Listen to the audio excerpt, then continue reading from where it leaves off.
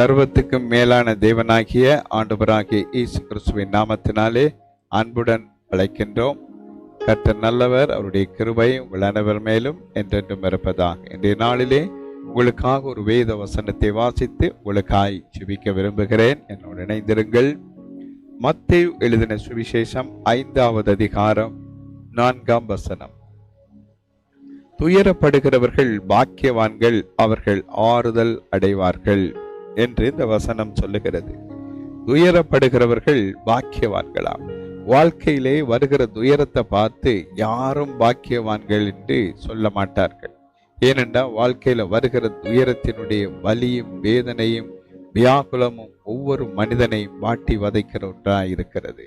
ஆனால் ஆண்டவராகிய இயேசு கிறிஸ்து சொல்லுகிற வார்த்தை என்னவென்றால், துயரப்படுகிறவர்கள் பாக்கியவான்கள், அவர்களுக்கு நிச்சயமாய் தான் ஆறுதல் அளிப்பேன் என்று சொல்லுகிறார். துயரப்படுகிறவர்கள் பாக்கியவான்கள், அவர்கள் ஆறுதல் அடைவார்கள். அதாவது வாழ்க்கையில வருகிற துயரங்கள் ஒரு மனிதனை தன்னை உண்டாக்கின தேவனை தேடும்படி வைக்கிறது. ஒரு மனிதன் வாழ்க்கையில துயரம் வராத போது அவனுக்கு இருக்கிறது நிலைமையில இருந்து கொண்டு அவன் ஆண்டவரை தேடக்கூடிய ஒரு சூழ்நிலை அவனுக்கு இருப்பதில்லை. சிலர் அப்படி இருக்கலாம், கூடுதலான ஆட்களுக்கு அது அப்படி இருக்காது. ஆனால் துயரம் வர வர வர வர அந்த மனிதன் தனக்கு இருக்கிற ஞானம், அறிவு, பணம், பொருள் எல்லாவற்றையும் பயன்படுத்தி தன் துயரத்திலிருந்து தன்னை தப்புவித்துக் கொள்ளும்படியாய் பலவிதமான வழிகளை அந்த மனிதன் ஆராய்வான். அந்த வழிகளினாலே தன் துயரத்துக்கு ஒரு மாற்று ஈடை அவன் தேடுவான். இது உலகத்தில் இருக்கிற பொதுவான ஒரு காரியம்தான். ஆனால் இந்த துயரம் வர வர வர அந்த மனிதன் தன்னை படைத்த ஒரு தெய்வம் இருந்தால் எவ்வளவு நல்லது.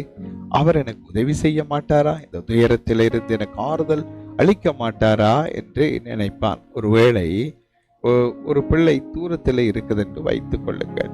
அந்த பிள்ளையோட வாழ்க்கையில சில நெருக்கங்களும் பிரச்சனைகளும் வரும்போது தன்னுடைய சொந்த தாய் அருகில் இல்லாததுனால அந்த பிள்ளை தனக்குள்ளே, ஒரு வேற நாட்டில் இருக்கிற அந்த பிள்ளை தனக்குள்ளே அழுது அழுது அழுது தாயிடம் சொல்ல முடியாமல் தவிக்கும். சில நேரம் அம்மா பக்கத்துல இருந்திருந்தா இந்த பிள்ளை சொல்லி அழுது ஒரு ஆறுதல் அடைந்திருக்கும். அந்த அம்மா பக்கத்துல இல்லாததுனால தனக்குள்ளே அடக்கி அடக்கி அந்த துயரமே அந்த பிள்ளையுடைய வாழ்க்கையை கொஞ்சம் கொஞ்சமாய் அழித்துவிடும், சமாதானத்தை அழித்துவிடும், நிம்மதியை அழித்துவிடும், நித்திரையை அது பறித்துவிடும். அப்படியாய் செய்ய வேண்டியதை செய்யாமல் மறந்து விடத்தக்கதாய் சூழ்நிலைகளை எல்லாம் அது மாற்றி கொடுக்கும். வாழ்க்கையில பலருடைய வாழ்க்கையில பலவிதமான துயரங்கள் வந்திருக்கிறது. நீங்கள் வேதாகமத்திலேயும் அதை வாசிக்கலாம். உலக சரித்திரங்களிலேயும் பல மனிதர்கள், பல ராஜாக்கள் பட்ட துயரங்கள், துன்பங்களை பார்க்கலாம். எல்லா துயரங்களும் மனிதனை ஒரேடியாய் அழித்து விடும்படியான பலனுள்ளவைகள் அல்ல. சிலர் அந்த துயரத்திலே அழிந்து போகிறதும் உண்டுதான். ஆனால் இயேசு என்ன சொல்லுகிறார்? துயரப்படுகிறவர்கள் பாக்கியவான்கள், அவர்கள் ஆறுதல் அடைவார்கள். நீங்க உங்கள் பிரியமானவர்களே, உங்களோட வாழ்க்கையில எவ்வளவு துயரம் இருந்தாலும், எவ்வளவு வேதனை இருந்தாலும், வியாகுலம் இருந்தாலும், இதற்கு ஒரு முடிவில்லை, நான் மரித்து போய் விடுவேன், இந்த துயரம் என்னை கொன்றுவிடும், கணவனால் எனக்கு வந்திருக்கிற இந்த துயரம் தாங்க முடியாததா இருக்கிறது, கணவனுடைய மரணத்தின் நிமித்தம் நான் படுகிற துயரம் கொடியதா இருக்கிறது, என்னுடைய வாழ்க்கை ஏன் பிறந்தேன் என்று கேட்கிற அளவுக்கு எனக்கு இருக்குது என்று சொல்லலாம். சில பிள்ளைகள் ஏன் என் பெற்றார் இப்படி இருக்கிறார்கள் என்று சொல்லி புலம்பலாம்.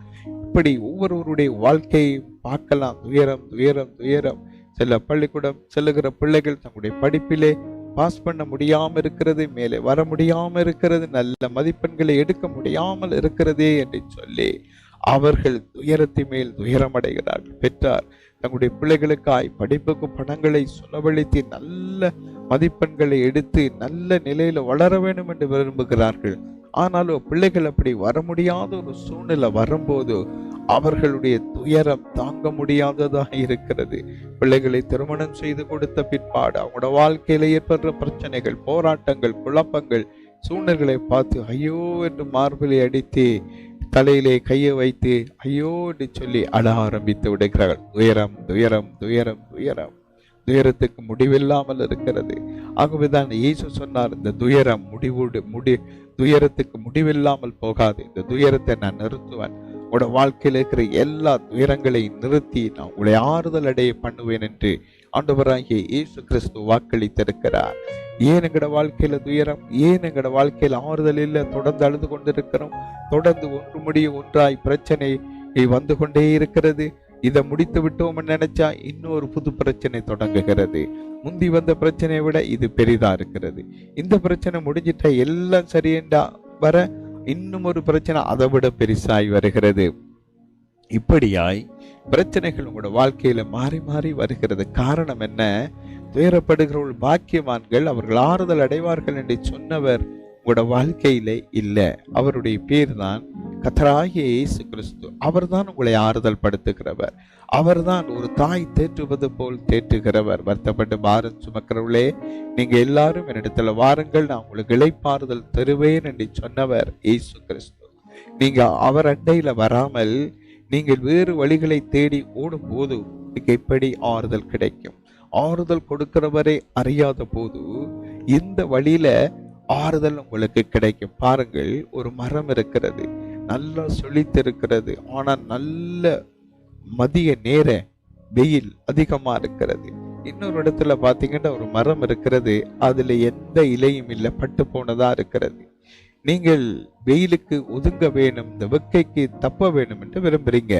அந்த இலை இல்லாத மரத்துக்கு கீழே ஒதுங்குவீங்களா? இல்லை இலைகளோடு செழித்து நல்ல நிழலை கொடுக்கிற மரத்துக்கு கீழே வந்து தங்குவீங்களா இளைப்பாடுறதற்கு? உங்களுக்கு தெரியும். அப்ப இந்த நல்ல இலைகள் இருக்கிற இந்த மரத்துக்கு கீழே வருவீங்க. வேதம் என்ன சொல்லுகிறது? சர்வ வல்லவருடைய நிழலில் தங்குகிறவன் என்று சொல்லப்படுது. இயேசு சர்வ வல்லமுள்ள தேவன். அவருடைய நிழல்ல வந்து நீங்க இளைப்பாற முடியும்.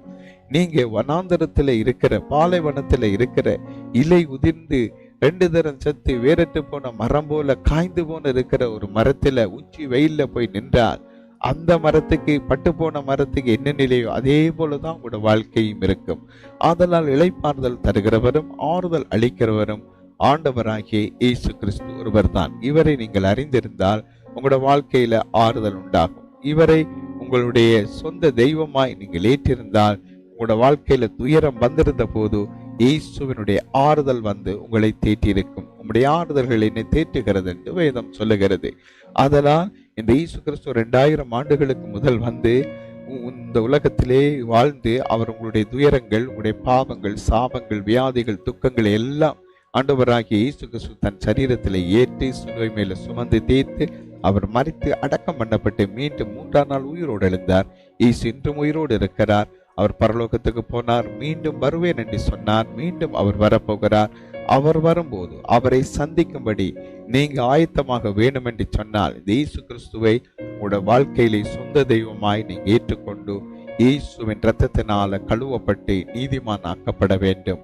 இயேசுவால் அன்றே ஆறுதல் இந்த உலகத்திலே இல்லை. இயேசுவை ஆறுதல் அளிக்கிற தெய்வம், சகல விதமான ஆறுதல்களின் தேவனும் அவரே. அதனால் இந்த நாளில உங்களோட வாழ்க்கையில துயரம் நிறைந்திருக்கலாம். இந்த துயரம் நீங்கும்படியாய் நான் ஜெபிக்க போகிறேன்.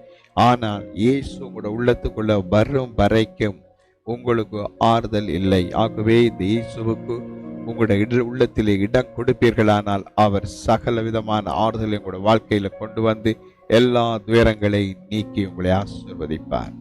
இப்பொழுது நான் உங்களுக்கு ஜெபிக்க போகிறேன். என்னோடு இணைந்து ஜெபியுங்கள்.